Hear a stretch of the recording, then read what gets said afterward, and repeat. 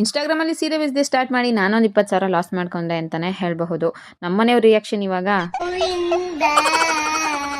Start ಮಾಡಿ 4 ತಿಂಗಳಾಯಿತು, ಇಲ್ಲಿವರೆಗೂ ಒಂದೇ ಒಂದು ಸಿಂಗಲ್ ಆರ್ಡರ್ ಕೂಡ ರಿಸೀವ್ ಆಗಿಲ್ಲ. ನೆನೆಸ್ಕೊಬಿಟ್ರೆ ತಿನ್ನೋ ಊಟ ಕೂಡ ಮರ್ತೋಗ್ಬಿಡುತ್ತೆ.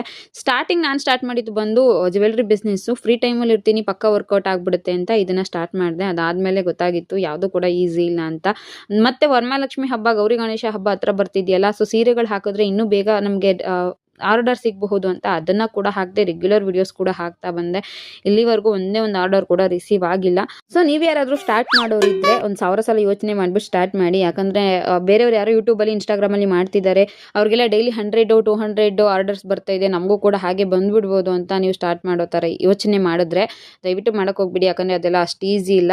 ನನ್ನ ಎಕ್ಸ್ಪೀರಿಯನ್ಸ್ನ ನಾನು ನಿಮಗೆ ತಿಳಿಸ್ತೀನಿ. ನನ್ನ ಸ್ಯಾರಿ ಬಿಸ್ನೆಸ್ ಮುಂದೆ ಏನಾಗುತ್ತೆ, ನಾನು ಇದನ್ನು ಕಂಟಿನ್ಯೂ ಮಾಡ್ತೀನಾ, ಸ್ಟಾಪ್ ಮಾಡ್ತೀನಾ, ಆರ್ಡರ್ಸ್ ಬರುತ್ತಾ ಬರೋದಿಲ್ವಾ, ಎಲ್ಲ ರೆಗ್ಯುಲರ್ ಅಪ್ಡೇಟ್ಸ್ ಬೇಕು ಅಂತಿದ್ರೆ ನನ್ನ ಚಾನಲ್ಗೆ ಸಬ್ಸ್ಕ್ರೈಬ್ ಮಾಡ್ಕೊಳ್ಳಿ. ಇನ್ಸ್ಟಾಗ್ರಾಮಲ್ಲೂ ಕೂಡ ಅಕೌಂಟ್ನ ಫಾಲೋ ಮಾಡಿ. ಮುಂದಿನ ದಿನಗಳಲ್ಲಿ ರೆಗ್ಯುಲರ್ ಅಪ್ಡೇಟ್ಸ್ಗಳನ್ನ, ರೆಗ್ಯುಲರ್ ವೀಡಿಯೋಸ್ಗಳನ್ನ ಕೂಡ ನಿಮಗೆ ಕೊಡ್ತಾ ಇರ್ತೀನಿ. ಮತ್ತೆ ಭೇಟಿಯಾಗೋಣ. ನಮಸ್ಕಾರ.